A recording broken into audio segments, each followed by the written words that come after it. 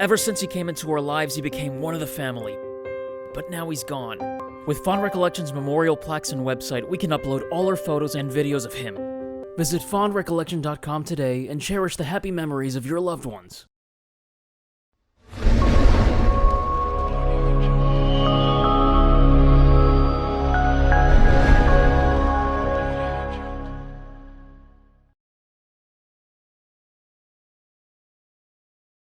Chapter 3.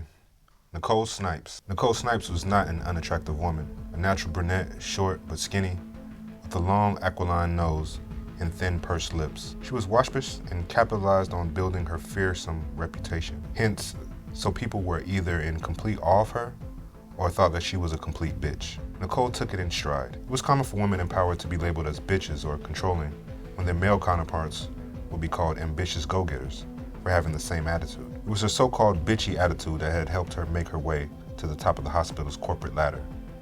She was the CEO. Everybody was answerable to her.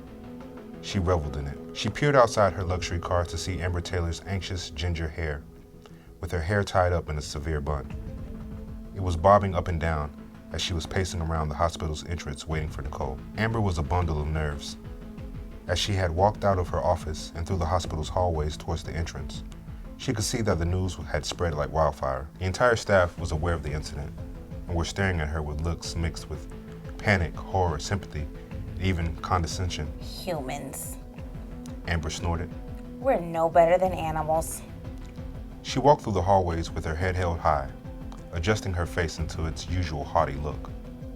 Her steel-toed heels click-clacked across the cold marble floor. The people around her wondered how on earth she could remain so composed in the face of such tragedy. Of course, they did not know that on the inside, her heart was thumping so loud it felt like it would jump out of her chest. She smoothed down her scrubs and made her way outside into the crisp night air. She was glad she had the presence of mind to grab her jacket before stepping out of the hospital. It was pretty cold inside, as the heating was never at full blast.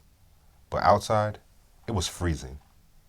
She started pacing around the sidewalk, waiting for Nicole's car to pull up. When she reached the front lobby, she met Eric Rivera entering the building. Eric Rivera was the second in command at the hospital as Chief Operations Officer. He was a tall and slender Hispanic man with curly black hair and dark eyes that glittered like onyxes. He was a shrewd observer, though he appeared mild-mannered to his friends and colleagues. A lot of people stereotyped him off because he spoke with an accent. They thought that just because his English was flavored with a Cuban accent, he must not be the brightest bulb in the socket.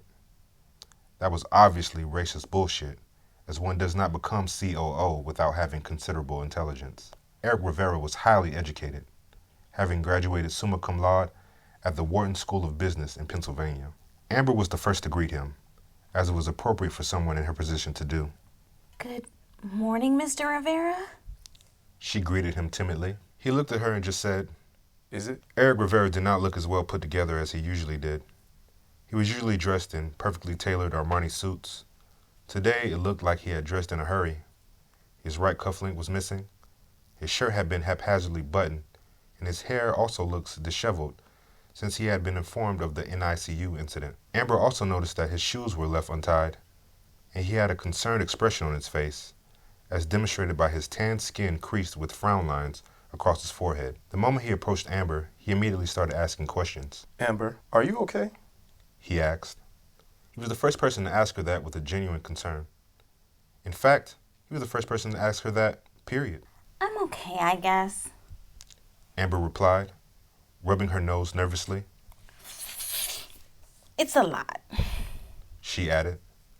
"It is." Eric said gravely. "How many people know about this incident?" He asked her suddenly. "Did anyone call a code? Were there any delays in calling it?" His questions kept piling on. "Amber, what happened?" He demanded to know as Amber struggled to find the right words to respond to him.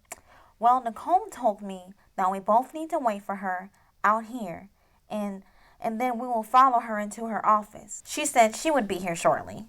Amber replied. I think I see her now, she said, pointing towards the slender figure stomping her way towards the hospital lobby. As predicted, she was right on time, within 5 minutes of their phone conversation. Nicole Snipes was never late. Finally, Nicole's shiny black Audi finally pulled up to the hospital entrance. Stepping outside of her car gingerly, the red bottoms of her black Louboutin heels landed into a puddle of water. Cursing softly, she shook her foot like a dog shakes water off its fur and headed towards Amber. She was wearing a simple white Chanel dress shirt with a black button-down overcoat. Amber couldn't identify which designer made the garment, but she was damn sure it didn't come out of some bargain bin at Ross. Nicole Snipes looked expensive. Delicate ash blonde baby highlights in her hair, which she always blow-dried to perfection, said to be the perfect sheer shade of nude lipstick that she always wore. She was chic without trying too hard and didn't need anyone's approval, which made people hate her and envy her at the same time.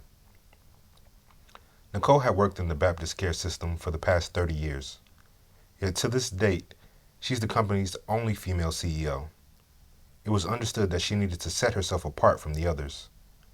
She always wore heels to compensate for her petite 5'3" frame, but it was her willingness to be successful by any means that made her a giant in the organization.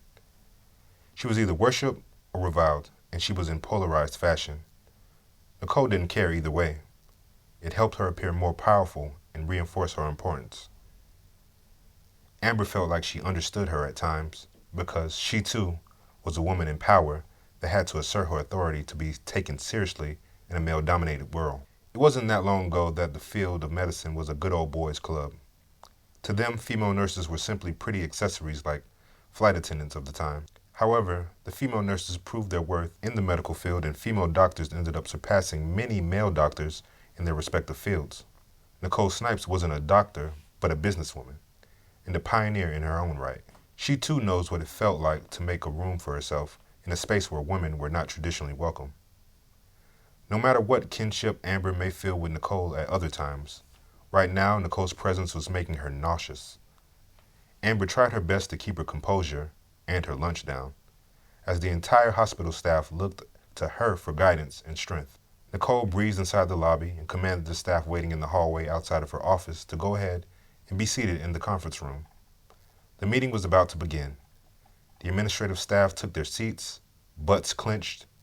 They had no idea what Nicole Snipes had in store for them.